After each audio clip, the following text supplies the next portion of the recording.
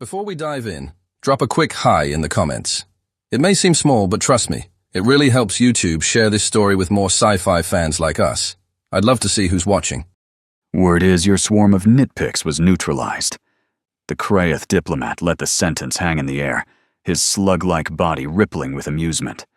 Rather spectacularly, I hear. Sonic resonance? From a human? Nobody spoke. Inside Krakor's floating citadel, orbiting a molten moon deep within his territory, the hall glowed with volcanic light.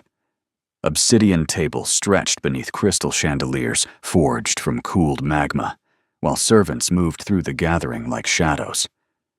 The room held some of the most dangerous beings in 5 sectors, and every one of them was waiting to see how almighty Krakor would react.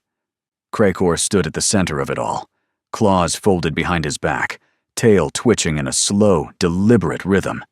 The air was thick with heat, pride, and the scent of blood in the water. The diplomat's smile widened. The insult had been carefully disguised. It was still an insult. Almighty Krakor didn't blink.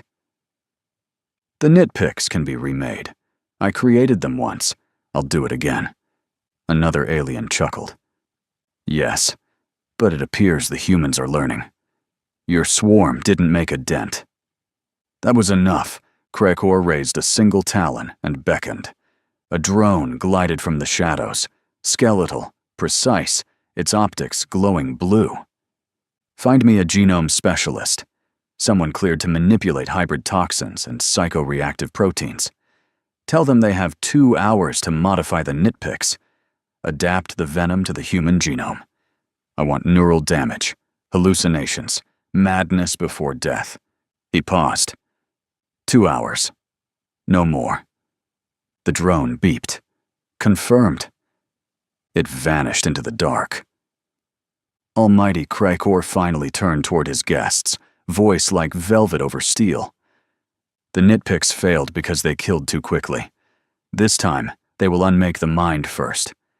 I want their venom restructured, something that corrupts neurons.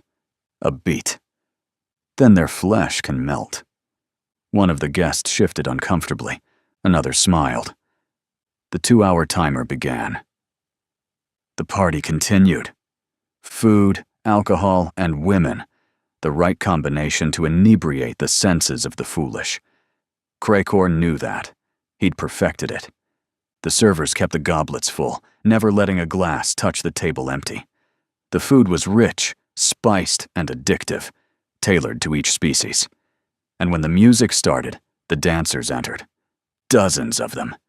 Female specimens from conquered worlds, trained to obey, conditioned to please. They moved through the hall with precision, wrapping around guests like living perfume. Only the best for his allies. And while they laughed, fed, drank, and groped, almighty Krakor watched. He sat at the head of the long stone table, untouched wine in his goblet, expression unreadable. He did not eat. He did not drink. He didn't glance at the dancers. He observed. Who drank the fastest? Who stared the longest? Who reached for power through indulgence instead of strategy? He wasn't here to celebrate. He was here to catalog weakness. And the moment the drone returned, the room fell silent. Conversations died. Laughter choked off. Even the dancers froze mid-motion, sensing the shift in atmosphere. The drone hovered into the center of the hall, then projected the image. A hunched, cybernetically wired Chictari biologist with half a face of plated steel and teeth too human. The prototype is ready. Modified biomech swarm. The neurotoxin's been engineered to target human genomes. Test results show rapid psychological decay, hallucinations, paranoia, motor dysfunction. Within minutes, internal liquefaction follows, but at a slower rate. As requested, a slow, conscious death. Krakor's eyes gleamed. And resistance? Minimal. Humans are stubborn, but fragile. Short lifespans, even shorter minds. The scientist paused, uneasy. However, Intercepted data from the glacial garden reveals an anomaly. Life extension. A bacteria strain feeding off the green star's spectrum. Possibly regenerative. Krakor's eyes narrowed. Explain. It's early, but the strain appears to slow tissue decay. Some organisms in the garden are surviving far beyond projected limits. Thriving, even, under conditions that should be lethal. You're saying the cold no longer kills? I'm saying something is adapting. Krakor's voice dropped to a growl. Reverse engineer it. Make it do the opposite. You wish to shorten the human lifespan further? I wish to weaponize it. Kraken, briefing chamber 09. The room was cold by human standards, intentionally. Dr. Lyra Vone preferred it that way. Said it helped the cultures think. No one was brave enough to ask if she meant bacterial or social. She sat perfectly still in her high-backed chair, hands folded over her knees, eyes half closed, like she was trying to remember the dream she just woke from. General Edward Montgomery, the Kraken, arms behind his back, watched her like she was a specimen under glass. Dr. Vone, he said slowly. You're aware this mission is highly classified? Yes, she said softly. Classified, compartmentalized, and critically time-sensitive. You wouldn't have summoned me otherwise? She blinked slowly. Also, the spores are mutating. This is the exact window to harvest clean data. The Kraken didn't flinch, but his eyes flicked toward the security feed showing Dante pacing outside the door. Dr. Vone continued, almost dreamily. The glacial garden isn't just a prison. It's a petri dish. Cold, hostile, unexamined. A frozen library. And someone is burning the books. Montgomery raised an eyebrow. You've read the reports, then. I wrote 5 of them. The door slid open. Dante stepped in, helmet under one arm, armored and slightly annoyed. Are we saving the galaxy yet? Or still whispering about bacteria? Charming, Montgomery muttered. Shakira's voice crackled in Dante's neural implant. Commander, apologies for the interruption. I'm patched in. Dr. Vone's eyes lit up. A neural AI interface? How fascinating. May I see the cranial mount? No, Dante said. You remind me of Trelawney, Shakira said flatly. Dr. Vone blinked. That's not my name. I'm Lyra Vone. Who is? Trelawney. A teacher. Divination. Very ancient school. You'd have liked her. Lyra Vone tilted her head, curious. Did she work with viral sequencing? No, Shakira said. She predicted the future while wearing 13 scarves. Oh, pity. I prefer microscopes. We're done with introductions, Montgomery interrupted. Here's the problem. The intel we pulled from Vrelk wasn't just a curiosity. That regenerative strain under the glacial garden? It's real. And now we have reason to believe the Krakor Dominion is already moving on it. Their science teams are already enhancing their biomech swarms, adapting venom for human neural systems, hallucinations, madness, slow death. He turned toward the projected map of the garden's surface. If they get their claws on this regenerative strain, Dr. Vone nodded. They'll flip it, turn regeneration into accelerated decay. Exactly. He looked to Dante. This isn't just about survival anymore. It's about getting there first. The Kraken turned to the console. Now for logistics. A projection bloomed in midair, showing the icy wasteland of the glacial garden, a green star pulsing low in the background. Krakor keeps orbital watch on the garden, he said. Satellites, heat mapping, AI flyovers. Nothing gets in without getting logged. Dante folded his arms. So, what's the trick? The Kraken pointed to a dim flicker on the map. This old thing. Dead recon satellite. Dark for 10 cycles. We'll fake a reactivation, then stage a crash. Cover story, Shakira said approvingly. Classic. Montgomery continued. We crash the satellite. Blame it on the garden's solar interference.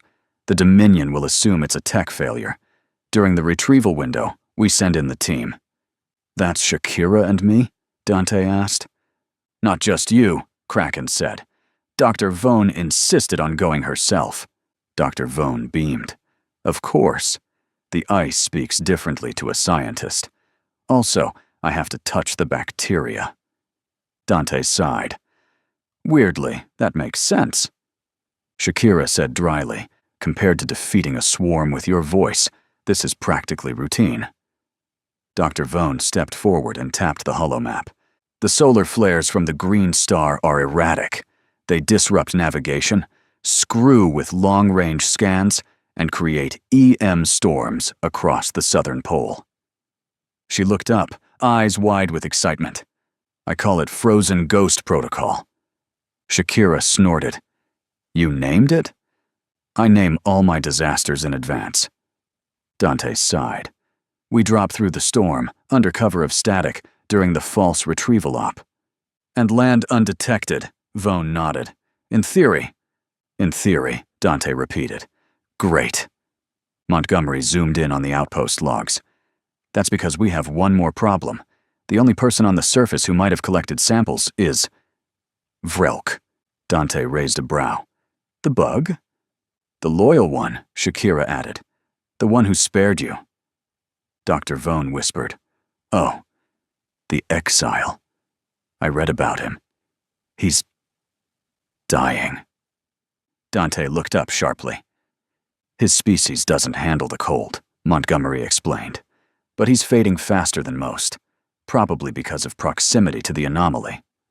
Maybe that's why he sent us the data, Shakira said. The Kraken nodded. If he has a pure sample, we need it. Find him. Dante sighed. So, drop in, avoid detection, find the bug, grab the goo, escape before Krakor notices we ever landed. And try not to get melted by madness venom while you're at it, Shakira added. Dr. Vone looked delighted. Isn't this wonderful? Dante stared at her. You really are Trelawney. Reclaimed satellite. Station Echo. Outer orbit. Glacial garden. The Gravedigger 2 hovered alongside the burned-out husk of an orbital satellite. Its outer plating torn open. Its comms gutted. It had been dead for 10 cycles. Today, it came alive again. Dante stood in the docking corridor of his ship, helmet under his arm, visor fogged slightly from the cold, seeping through the reinforced hull. Shakira's voice filled the silence. Link secure. Satellite ID transmitting false telemetry. Krakor's systems will see junk data for the next 20 minutes. He glanced at the cracked walls of Station Echo through the airlock window. It looks worse in person. So do you, Shakira replied sweetly. Don't forget the timer. The solar interference from the green star gives us exactly one blackout window, 20 minutes before the Dominion surveillance grid resets. Copy that, Dante muttered. Drop us low. Inside the cockpit, Dr. Lyra Vone adjusted the cryo-stabilizer unit strapped to her back. She wasn't wearing body armor, only a modified vacuum suit lined with sensors and hardened gloves. Her hair was pulled into a crooked bun. She was smiling. I've always wanted to touch a living cryogenic bacterium. I wrote a poem about it once. Did it rhyme? Dante asked. Everything rhymes if you're lonely enough. He blinked. Fair. The descent pod rattled to life. Beneath them, the glacial garden waited, a white, bladed tomb under a sick green sky. Contact in 40 seconds, Shakira said. Outpost coordinates are narrow, no active beacon, but based on seismic log echoes, the structure is still standing. You're sure Vrelk's in there? He logged a transmission 3 days ago, faint, encrypted. Coordinates match the relay tower in the southern pole sector. He's in the outpost, or what's left of it. Dante checked his sidearm. Illegal, unregistered, and hidden behind 3 layers of alloy. Let's bring our favorite exile home. Glacial garden. Surface drop. They hit hard. Snow blasted up in all directions, the drop pod crunching through layers of frost and crystallized ash. The green sun above blinked behind a thick curtain of solar haze. Dante shoved open the hatch. Cold slammed into him like a wall of knives. "Eyes up," he muttered, stepping onto the snow. "You feel that?" Dr. Vone stepped out behind him, visor lighting the dark ice. "The bacteria is alive. It's everywhere. The snow is humming. Less humming, more walking." They moved quickly across the cracked surface. The outpost tower was visible now, skeletal, leaning slightly, windows dark, half buried in snowdrift. One side had collapsed entirely. Dante's boots crunched against brittle ice as they reached the door. It was already open. Inside the outpost, the corridor smelled like freeze-dried metal and old blood. Flickering panels cast stuttering light across the walls. Bundled cables dangled from the ceiling like torn arteries. In the corner, an emergency beacon flashed red, forgotten. Then, a voice. Weak.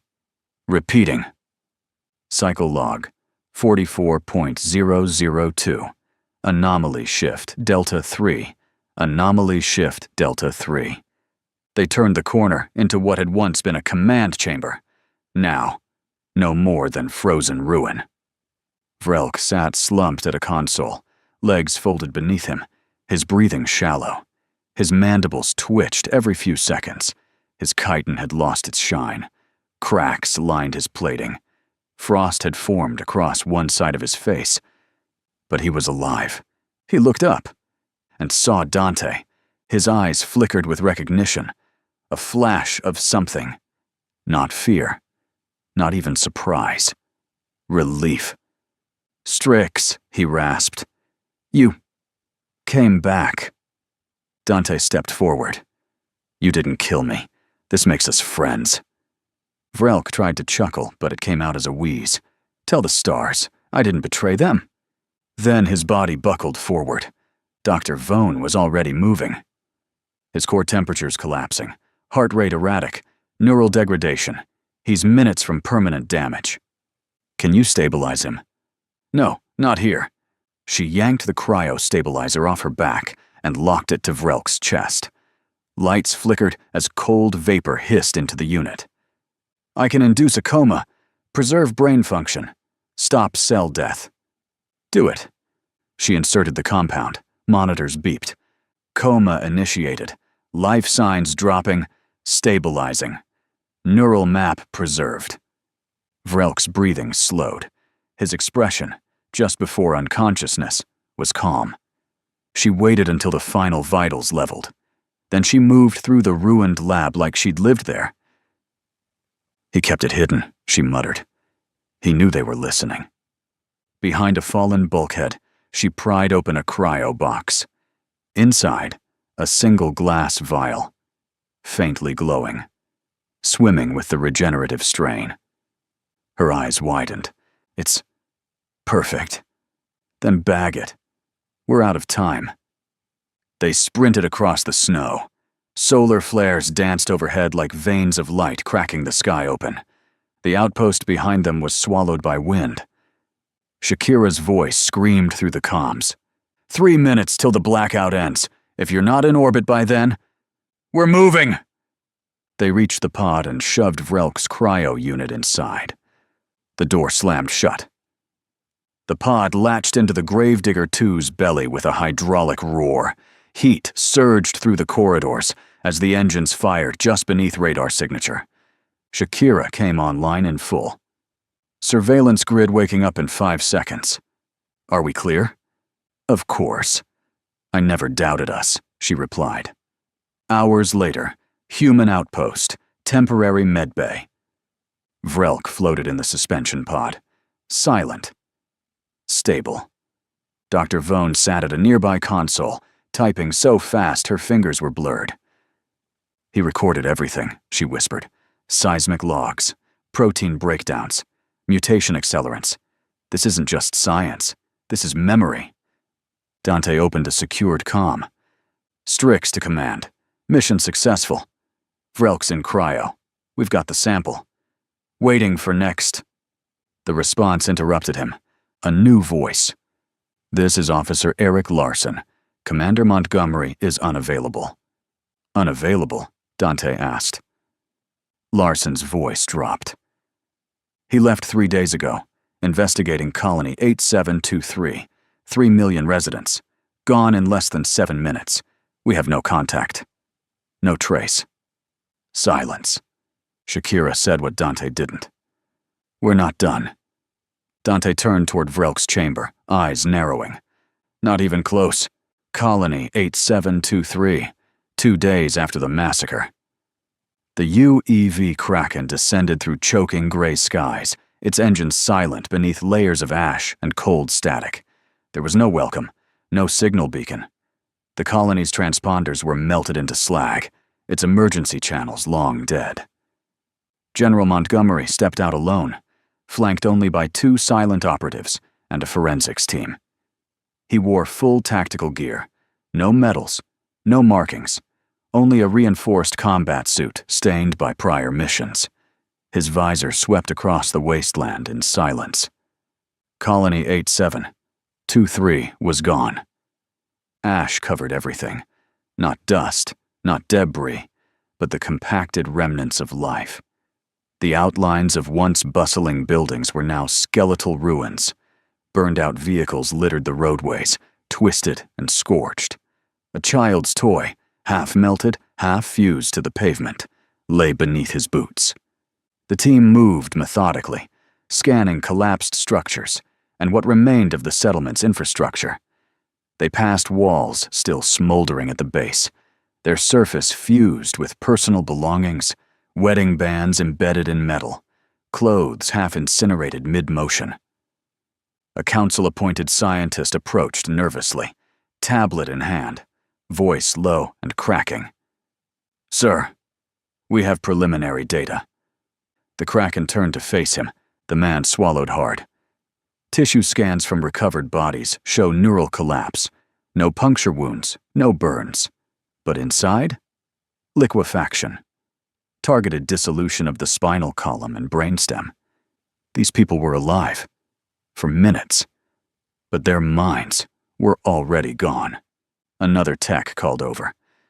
Visuals coming through now, from a melted security node near the plaza. They crowded around the display, shaky footage, distorted. Then, a blur. Something skittered between 2 buildings, metallic glint, multi-legged, inhuman speed. The tech froze the frame. Montgomery leaned in. "Nitpick," he muttered. The technician hesitated. "Sir?" "I know who did this," Montgomery said. Behind him, the winds carried only silence. No survivors, no movement. Just the remains of 3 million lives erased in 7 minutes. He stood in it and memorized it. Then he turned away. Back to the UEV Kraken. Back to war. The interior of the UEV Kraken was silent as a mausoleum. Montgomery didn't speak as he removed his armored coat, handed it to one of his aides, and stepped into the sealed comms chamber. The walls were smooth alloy, soundproof, shielded, scrubbed by AI every 90 seconds for intrusion signatures. In Montgomery's line of work, paranoia and survival had become difficult to tell apart. He keyed in a triple encrypted code, retinal and voice locked. The chamber lights dimmed. A beam of compressed light flickered, and a moment later, the hologram of High Counselor Lorea stabilized into view. She looked exactly as she always had, half of her hair bound in ceremonial braids, the other half left loose as a show of power and age. Her skin was wrinkled, but unsoftened, like parchment hardened by fire. Her eyes were old, and very, very awake. "General Montgomery," she said, "I expected your written report." "You'll want the visuals," he replied. The Kraken uploaded everything.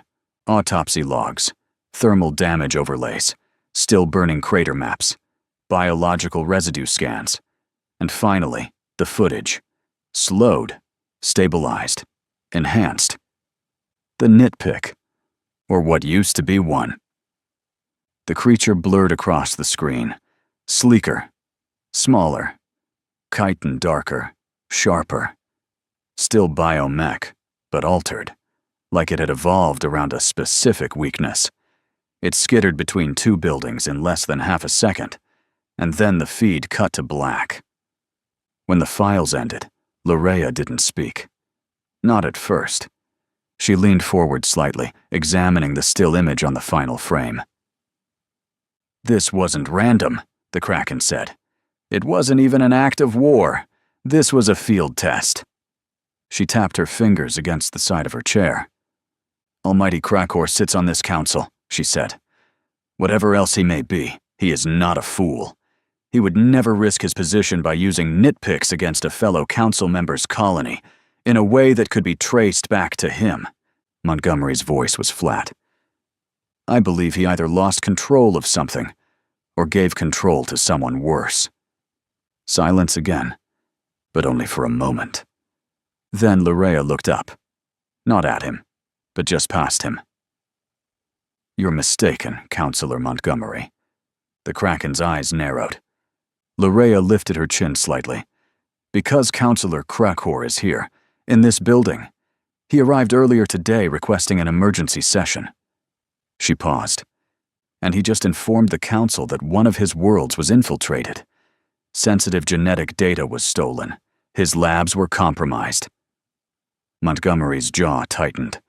Stolen by who? A flicker of something passed behind her eyes. Amusement or disdain. It was hard to say. "According to All-Might Krakor, the crazy bastards did." Montgomery stared. "The pirates?" "Yes." She gave a tired sigh. "He claims they've been operating without oversight, that they invaded one of his restricted planets, accessed bioweapon vaults, and stole pre-production samples of his nitpick strain. He's lying. He claims he has no responsibility for what's happened, and that if someone, anyone, used stolen Krakor DNA without understanding its design..." She met Montgomery's gaze directly. "Then he cannot be held accountable for their stupidity." Montgomery didn't blink. Of course Almighty Krakor had gotten there first.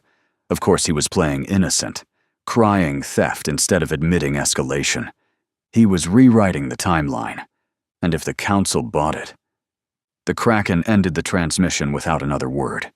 He turned on his heel, stormed out of the comms chamber, and opened a priority channel. "Dante," he said, his voice low, controlled, ice hard. "Be there in 2 days." A pause. "We need to talk." Neutral zone, rim system. Pirate stronghold, Nemenor Prime. 3 days after the colony, 8723 massacre. The war began at sunrise, or what passed for sunrise on a world choked in ash. The pirate planet of Nemenor Prime, once a smuggler's paradise of sulfur winds and buried vault cities, woke to the sight of the UEV Kraken descending from orbit. It didn't announce itself. It didn't negotiate. It cast a shadow wide enough to cover a continent, then opened fire. The atmosphere split open as ion cannons carved through the sky. Massive beams of calibrated plasma sliced across pirate defense lines. Missile pods bloomed in synchronized bursts, each one loaded with precision warheads designed to obliterate fortifications without collateral overreach. They weren't here to conquer. They were here to send a message. On the bridge of the UEV Kraken, General Edward Montgomery, also known as the Kraken, stood at the center of the command platform, his coat off, sleeves rolled up, jaw clenched like a steel lock. His ship was in full war mode. Torpedoes launched in rippling formation. Plasma arcs tore open hulls. Pirate flanks collapsed in seconds. Their firepower was disorganized. Their reaction times fractured. They'd expected a raid. They got a purge. "Status?" he snapped. "Shields holding. Target grid locked." "Surface resistance at 37% and falling," came the reply from his tactical officer. "They're scrambling fighters, disorganized." Shakira's voice buzzed in his neural comm implant. Target Alpha trying to break formation. Engines charging. If you want him, now's the window. Send him, Montgomery said. Below deck, a stealth drop pod launched. Inside, Dante Strix. Ground. Sector Vierzel. Pirate Undercity. The insertion was fast. Violent. Just the way Dante liked it. He hit the ground in a retro-shielded stealth pod dropped from high orbit under the cover of the barrage. The pod punched through layers of crumbling terrain and skidded to a halt 2 meters outside the target zone. Shakira's voice piped into his neural interface. Welcome to the armpit of hell. Temperature, 42 degrees Celsius. Oxygen density, breathable if you enjoy dying slowly. Dante cracked his neck. So a warm welcome. Got it. He stepped into the chaos. Nemenor Prime's Undercity was in flames. The pirates, or what remained of them, were trying to regroup, but their systems were jammed, their surveillance blinded, and their leader was pinned in a bunker beneath the central vault. Varghast, one of the original founders of the Crazy Bastards, smuggler, cannibal, strategist, ghost, and now target. Dante moved like smoke, blending into the craters, slipping past broken barricades. He wore chameleon armor designed to bend around infrared and light curves. No signature, no presence. He was the knife in the dark. Shakira whispered, Vault access in 3 meters. Triple biolock. Want me to flirt with their security? No time. He knelt, pulled a small cylinder from his belt. Gravedigger tech. With a snap, it expanded into a neural tap. A hard interface spike jabbed into the access panel, lighting up with static blue. Override in process, Shakira reported. Dante watched the readout climb. 67%, 81%, 94%. The door hissed open. Vault chamber, pirate stronghold, level Z. The stench hit first. Sweat, rot, oil. Then the sound, mechanical breathing, and the occasional wheeze of pain. Varghast was there, sprawled on a throne of scrap metal and bones. His right arm was a prosthetic, bolted on crooked. His skin peeled in places, radiation burns likely untreated. His eyes were red, not with rage, but with the slowness of too many years burned by the wrong choices. He looked up lazily. You're not one of mine. Dante stepped forward. Nope, but I am taking you in. Varghast laughed, coughed. You think I haven't survived worse? Almighty Krakor sent you? Dante paused. Wrong guess. Then he fired a bolt directly into Varghast's prosthetic shoulder. The pirate screamed. Didn't say you had a choice. Dante dragged Varghast to his feet. The old pirate spat blood. You really think I'll talk? No, Dante said. I think you already did. UEV Kraken, Detention Cell 03. The ship was already back in high orbit. Varghast was strapped to a containment chair, intravenous truth agents running through his system. The Kraken stood across the room, silent. The pirate's breathing slowed. His eyes twitched. Why did you hit 8723? The Kraken asked, voice cold. Varghast laughed. We didn't? You expect me to believe that? We were told it was a Krakor vault. We figured it was a weapons dump. Old Krakor trash. No one said 3 million civvies were living there. You didn't scan it?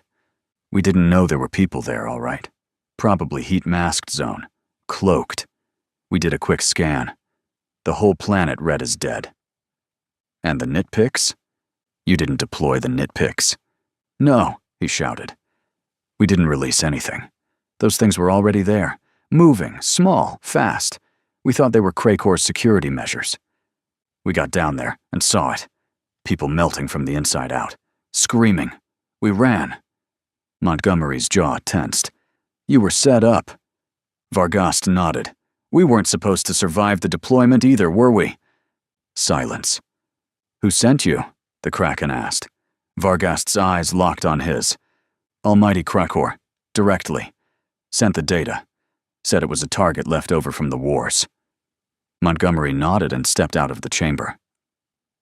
You, HFY Kraken, command deck, secure channel. The Kraken didn't hesitate. He connected directly to the High Counselor's emergency line. Lurea's image appeared, weary and sharp as ever. Counselor Montgomery, she began. I assume the war crimes report will be arriving soon? I'm not sending a report, Kraken said. I'm sending a warning. He uploaded the full transcript of the interrogation, the confession, the raw, unfiltered footage of nitpicks skittering through burning homes and human screams echoing in static. This was Krakor's doing. He planned it, armed it, then blamed it on the pirate factions he knew wouldn't survive long enough to speak. Lurea's face went pale. But, he said, the Kraken cut her off. I don't care what he said. You have the truth now. He ended the call.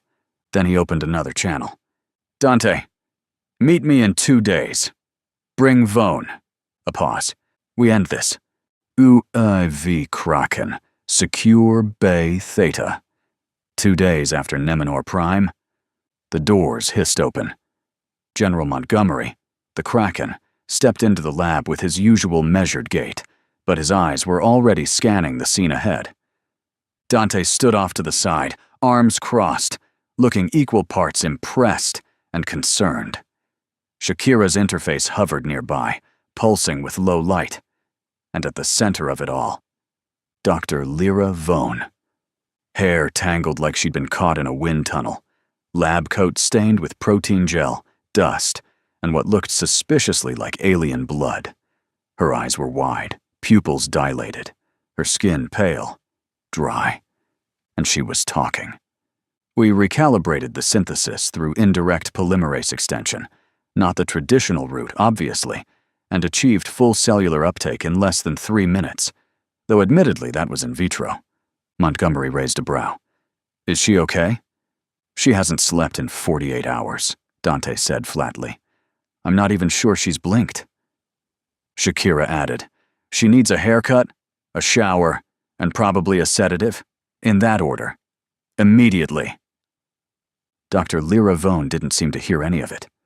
She spun a hologram into the air, a 3D rendering of a nitpick swarm, jagged and wicked, surrounded by strands of modified Krakor genetic markers. The species, not the warlord, she added. This is the new sequence, fully mapped. We based it on Vrelk's deconstruction of the original swarm, but I isolated the structural vulnerabilities in the Krakor genome. These nitpicks don't attack the nervous system like before. They attack the regenerative core. That part that heals, it gets reversed. She pointed to a highlighted region. This turns their cellular memory against itself, like giving a virus a map of your immune system and saying, please destroy me in alphabetical order. Montgomery squinted at her. Glad you're back to life, he said, glancing at Vrelk. Mind translating that? Vrelk, still thin and moving with a limp, stood tall beside her. His voice was low, flat, but perfectly clear. She made new nitpicks. They kill Krakors. Dante let out a single laugh. Thank you. Montgomery's attention snapped fully to Vrelk. You're stable? Not fully, Vrelk said, but functional. Shakira scanned him. He's telling the truth. Biometrics are clean. Cell damage down 78% from when we pulled him out. His tissues are still adapting, but the deterioration curve has reversed. Vrelk nodded slightly. She restored function. Your species preserved mine. Montgomery stepped closer, searching the alien's face. And now? My work now belongs to your cause. No emotion, no hesitation, no sense of debt, just a new programming, a shift in purpose. Montgomery understood the weight of that. He looked between them, the brilliant, disheveled, half-mad scientist and the quiet biomech engineer from a race bred to serve. Together, they'd built a weapon. Montgomery crossed to the hollow table. Let's talk logistics, You said you have a location? Yes, Vrelk said. Krakor's planetary residence, hidden beneath the ice crust of Gorax 9. Vaulted infrastructure, shielded emissions, seismic silent, but not invisible. He pointed to a deep, dark region on the map, a tectonic fold the size of a continent. That's where the primary research core is hidden, also where the central brood chamber is. You destroy that, and you destroy the line. The nitpicks are bred there? Dante asked. Vrelk nodded. All of them. Montgomery folded his arms. All right. Then we ended at the source. He turned to the others, but Vrelk spoke, voice low. There are many slaves on Krakor's world. My people. Other races? He hesitated. What about them? Montgomery met his eyes. Calm, certain. That was the plan. A beat. We take the labs, burn the throne, and get them out. He pointed at Dante and Vone. You two go with Vrelk. Shakira, support their drop. Get them in. Free the captives. Deploy the new nitpicks. When you're clear. He turned to the viewport, his face hardening like steel. I'll erase that planet from existence. Then, almost as an afterthought, but not really, he added, Shakira, sedate Dr. Vone if you have to. She needs at least one nap before going to war. Shakira didn't miss a beat. Already loading tranquilizer options, Commander. Lemon-scented. Silence fell. Then Dante grinned. About time we finished what we started. 10 hours later, Gorax 9 system. The Gravedigger 2. With Shakira woven into its systems like a digital ghost, dropped from orbit like a shadow. Stealth systems online. Heat dampeners calibrated. The ship drifted over the ice shelf in near-perfect silence. Inside, Dr. Vone checked her instruments obsessively. Vrelk, seated across from her, worked in tandem. No words, just perfect mutual understanding. They moved like twin minds, grafted together by pure research momentum. I calibrated the dispersal nozzle, she murmured. Adjust the protein mesh, or it will clog, Vrelk said. I already did. You missed position 3. Vone blinked. I did miss position 3. Dante watched from the hatchway, arms crossed. You two realize this is terrifying, right? No answer. He smirked. Figures. Shakira chimed in. 20 meters to insertion point. 1 minute to breach. Copy, Dante said. Everyone prepped? Prepped, Vone whispered, adjusting a needle array. Vrelk closed his eyes. Ready. Ground team deployment. Ice Vault Complex. The breach was silent. Dante dropped first, landing in crouch just beyond the containment grid. Vone followed, carefully protecting her dispersal kit. Vrelk landed last. Slower, more cautious, but steady. Inside the ice vaults, the world was pale green. Frozen corridors lined with cryo chambers, worker drones moving in hypnotic loops. Vrelk moved first. This way, he said. Dante kept his weapon ready, leading them deeper into the compound. They found the first group of captives, dozens of species, slaved to biological loops, spliced into machines, kept alive for labor and data testing. Vone gasped. They're being used like test mice. They are, Vrelk confirmed, but they can still be healed. They began unlocking the chambers.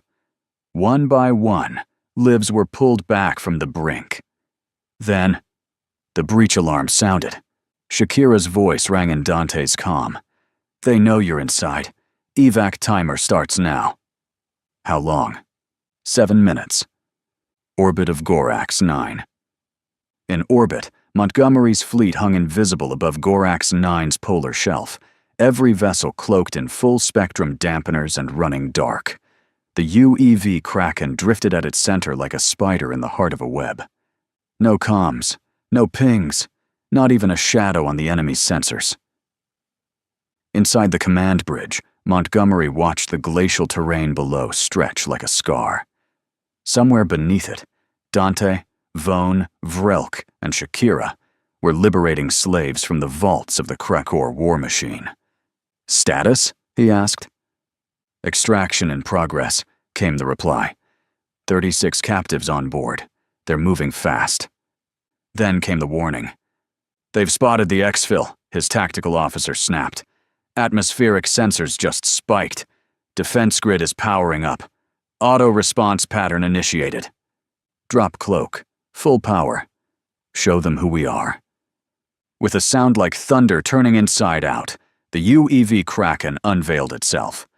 On Gorax 9, inside his private sanctum carved from obsidian and arrogance, the almighty Krakor's clawed hand twitched. A proximity drone floated near him, then blinked red. Alert. Atmospheric breach.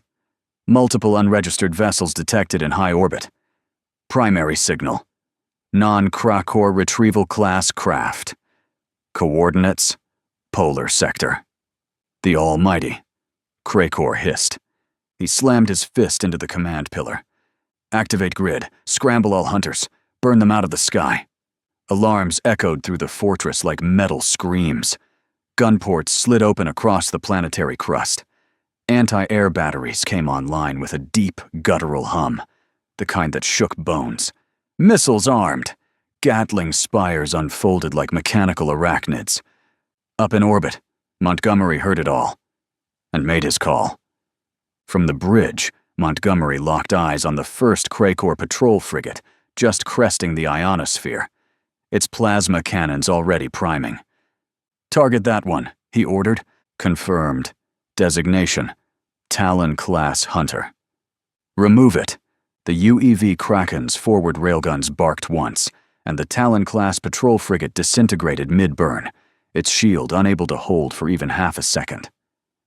Missiles streaked past the bridge viewports as the first wave of Krakor interceptors closed in. The UEV Kraken spun on its axis and fired a blistering salvo from its dorsal ion bank, melting one attacker in a clean arc of blue fire.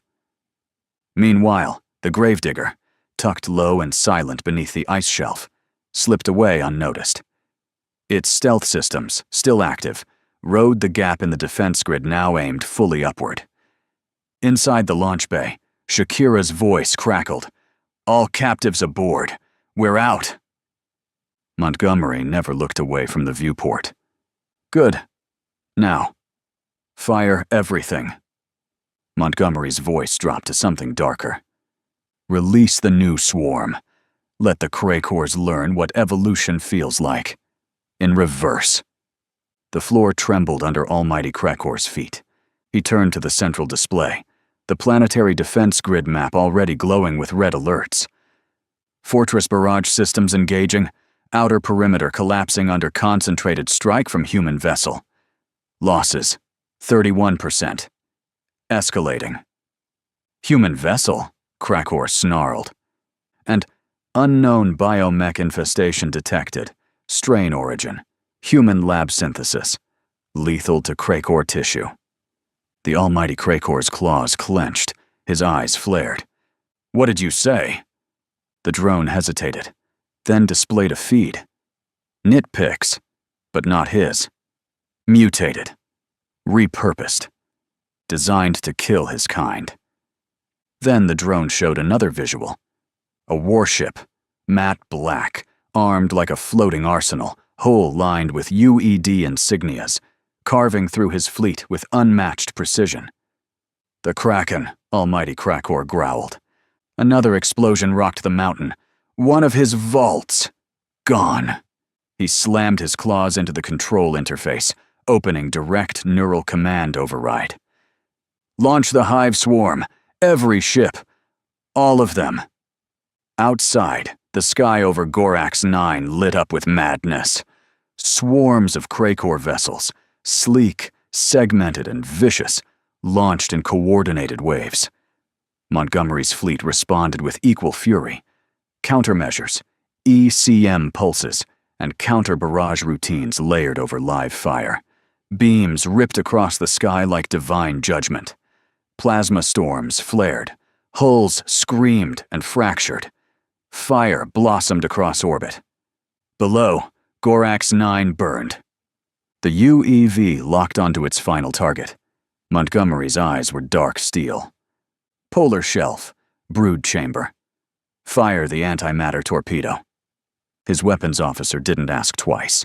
The torpedo launched, silent, silver, and slow at first. Then, contact.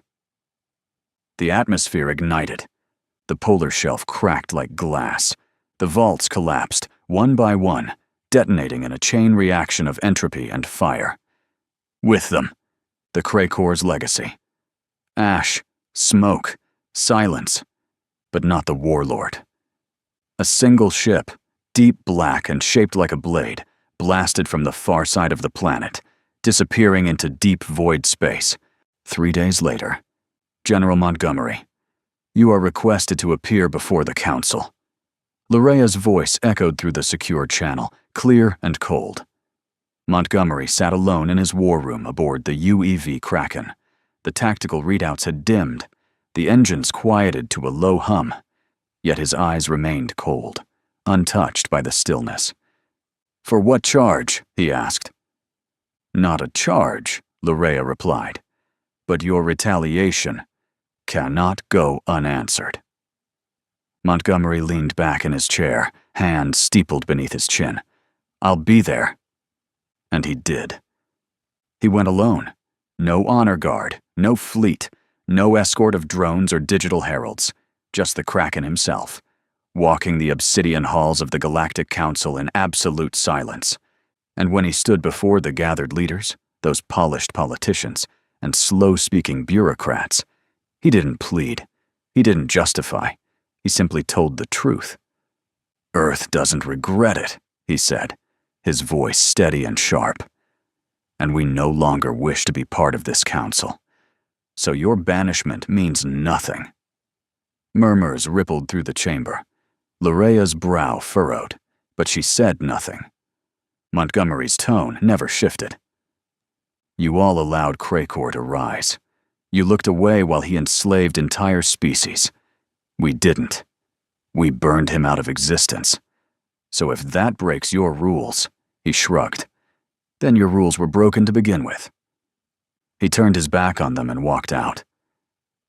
That was how Earth left the Galactic Council. By choice, not shame. By the time Montgomery returned to his war room, the preparations were already underway. Key human settlements had been cloaked under full-spectrum distortion fields, untraceable, undetectable. Other colonies had begun the long journey toward deep space relocation. Their destination, an uncharted dark region beyond the galaxy, a stretch of space warped by a black hole cluster, where gravitational anomalies shredded most tracking arrays. Inaccessible. Perfect. It was exile, but not punishment. It was strategy. Aboard the Kraken, Vrelk stood in the ship's biolab, flanked by members of his now liberated species. No longer bound by shackles or command codes, they moved with cautious freedom. And yet, their posture remained deferential, curious, obedient. Montgomery entered quietly. Vrelk turned to face him. My people are not designed for self-governance, he said plainly.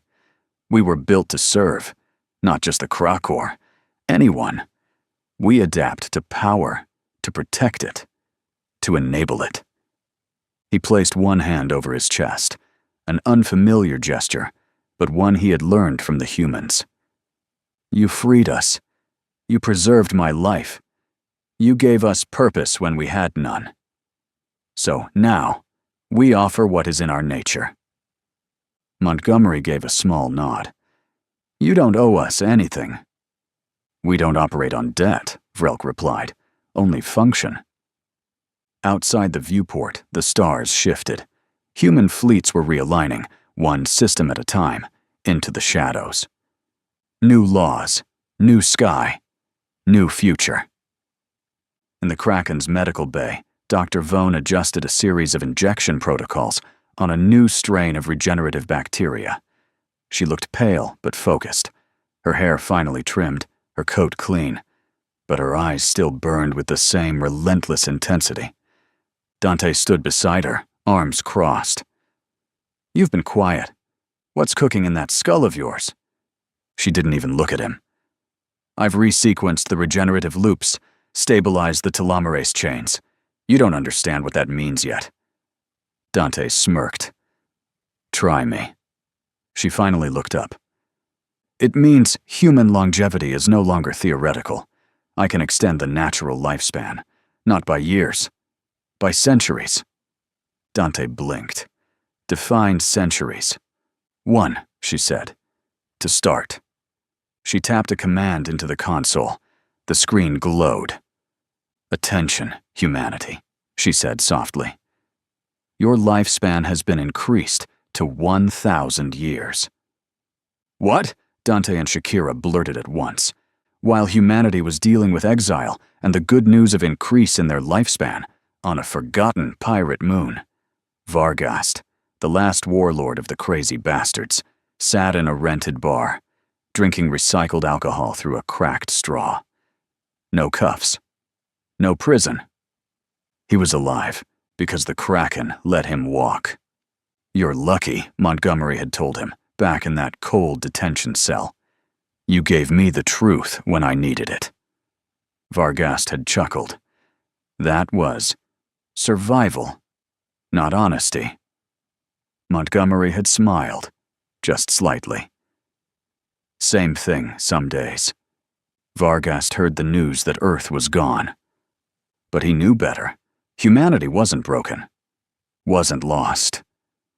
They had chosen exile over obedience, silence over compromise, shadows over chains. And as the stars swallowed the last of their fleeing vessels, one truth burned brighter than any war. You don't banish the Kraken, you awaken it. And it never goes back to sleep. Hey there, space human. I'm really curious about your thoughts on this video. Drop a quick comment and let me know what's on your mind. Or just say hi if you prefer. Either way, I'd love to hear from you. Also, remember to check the pinned comment. Trust me, it's worth a look. Oh, and one last thing. I've chosen another video for you to watch. Just click the card here. Or here if you want the whole playlist. See you there.